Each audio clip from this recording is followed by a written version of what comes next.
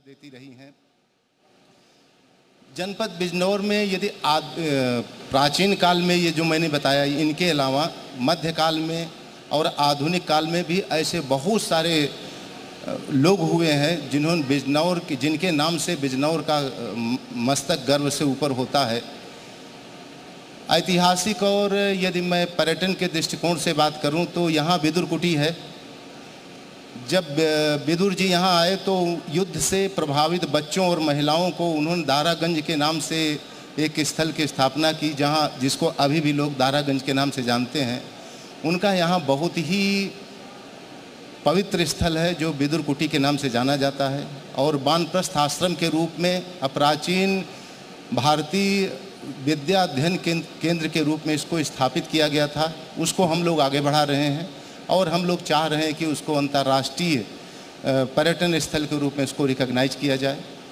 हम जैसा आपको बताएं कि यहाँ मालिनी और गंगा जैसी नदियाँ हैं।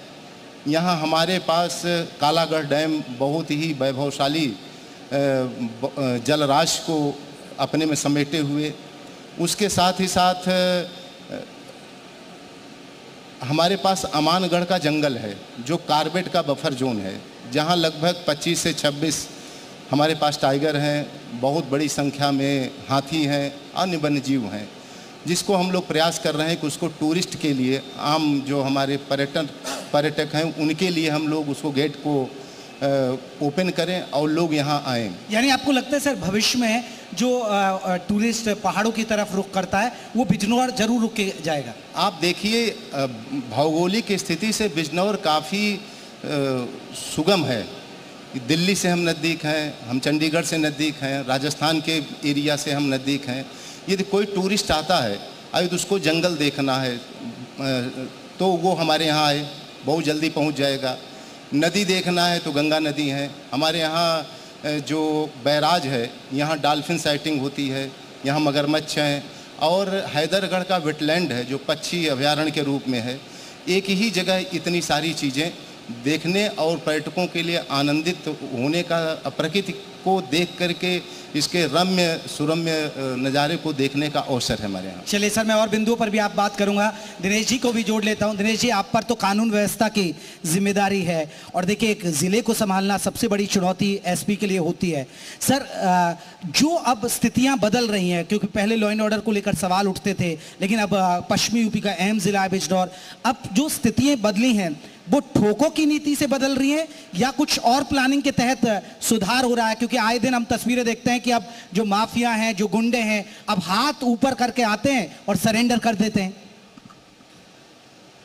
बहुत स्पष्ट हमें जो शासन से मार्गदर्शन है, निर्देश है, बहुत स्पष्ट है कि आम जनता की शिकायतों का त्वरित निस्तारण, जो आपराधिक तत्व हैं, जो माफिया तत्व हैं, उनके विरुद्ध कठोर वैधानिक कार्रवाई और शांति व्यवस्था किसी भी दशा में हमें बनाए रखनी है।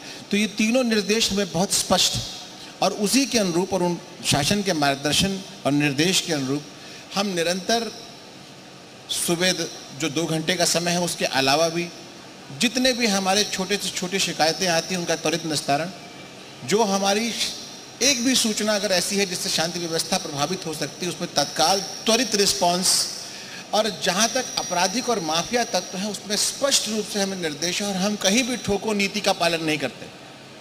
हमारा सिर्फ एक काम है कि हम उनके विरुद्ध कठोरतम वैधानिक कार्रवाई करें।